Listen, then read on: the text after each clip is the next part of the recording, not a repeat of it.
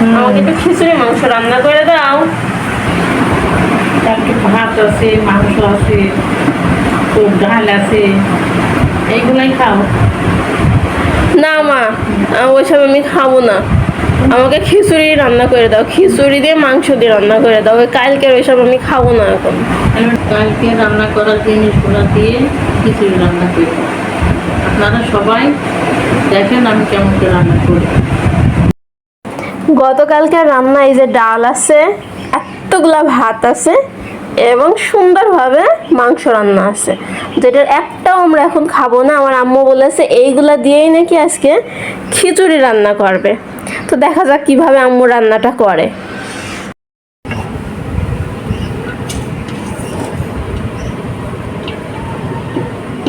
ভাতগুলা দিয়ে দিলাম,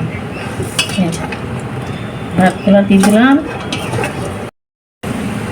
আর মেয়ে পেঁয়াজ কেটেছে, রসুন কেটেছে, আলু, এগুলো এখন দিয়ে দিলাম।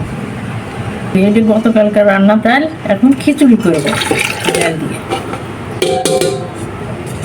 আপনারা সবাই দেখেন সুন্দর রান্না মাংস, সে এখন খাবে না, এখন সে খিচুড়ি খাবে। সে দেখেন এই মাংস এই খিচুড়ির মধ্যে দিয়ে দিলাম।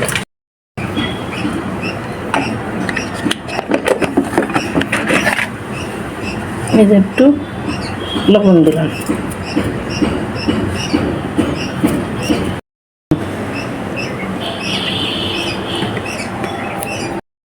কাঁচা ঝালের দাম বেশি, এই জন্য গুঁড়ো ঝাল দিলাম।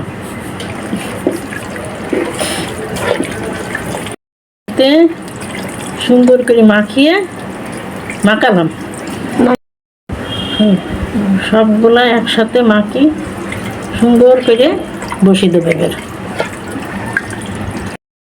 পেঁয়াজ ভাজি ছিটিয়ে দিয়েছি। আমি একটু পেঁয়াজ ভাজি পছন্দ করে।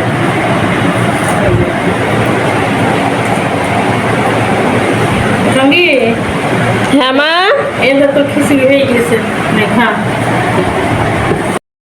এই যে আমার খিচুড়ি রেডি। আপনারা সবাই এভাবে রান্না করে থাকতে পারেন, একবার টেস্ট করে দেখবেন। আমার আম্মুর হাতের রান্না খিচুড়ি। যদি আপনারা তো সবাই দেখলেন যে আমার আম্মু সব কিছু কিন্তু বাসি জিনিস দিয়ে করেছে। খিচুড়িটা খেতে কেমন হয়েছে দেখি।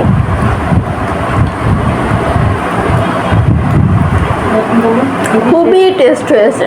আসলে আমার আম্মুর হাতের খিচুড়ি রান্নাটা যে এত সুন্দর হয়